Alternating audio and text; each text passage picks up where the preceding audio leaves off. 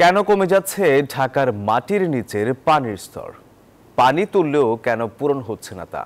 বিশেষজ্ঞরা বলছেন মাত্রাতিরিক্ত কংক্রিটের ব্যবহার, অপচয় এবং বৃষ্টির পানি সংরক্ষণ করতে না পারায় পরিস্থিতি বিপর্যয়ের দিকে ঠেলে দিচ্ছে। আর ওয়াসার মতে বিভিন্ন সংস্থার সমন্বয়হীনতার কারণে উপরিভাগের পানির ব্যবহার বাড়াতে পারছেন না তারা। ঢাকার ভূগর্ভস্থ পানি নিয়ে মারুফার রহমানের বিশেষ প্রতিবেদনের দ্বিতীয় পর্ব আজ। ক্যামেরায় ছিলেন লিটন বাবু। প্রতিদিন মাটির নিচ থেকে যে পানি তোলা হয় তার অর্ধেকটা বছর খানেকের মধ্যেই পূরণ হয়ে যায় প্রাকৃতিকভাবে। এজন্য মাটির উপরিভাগকে হতে হবে পানি শোষণ উপযোগী, থাকতে হবে শক্তিশালী ও কার্যকরী পানি নিষ্কাশন কাঠামো।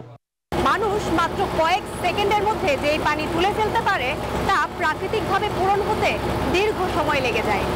ভূগর্ভস্থ পানি ব্যবস্থাপনার একটি আদর্শ নিয়ম হলো পানি উত্তোলনের পরিমাণ কখনোই রিচার্জের পানির থেকে বেশি হতে পারবে না। কংক্রিটে ছেয়ে এই শহরের উপরিভাগ, একই সাথে বৃষ্টির পানির সংরক্ষণ ব্যবস্থাও একেবারেই নেই বললেই চলে।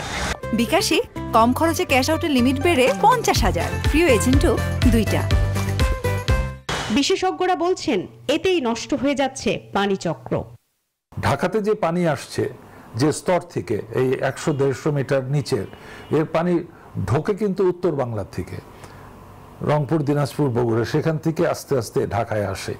কাজেই পানির পুনর্ভরণ, ইংরেজিতে বলি রিচার্জ, এটা অ্যাবস্ট্রাকশন অথবা উত্তোলনকৃত পানির তুলনায় অনেক কম। এই মহানগরের চাহিদা মেটাতে প্রতি মুহূর্তে পানি তুলছে অন্তত 5,000 গভীর নলকূপ। এর মধ্যে ওয়াসার রয়েছে 1,000, ব্যক্তিগতভাবে বসানো হয়েছে 2,000-এরও বেশি। এর সঙ্গে আছে কলকারখানার পানির পাম্প। অন্যদিকে উত্তোলিত পানির অন্তত 25% অপচয় হচ্ছে সরবরাহ প্রক্রিয়ার ত্রুটির কারণে।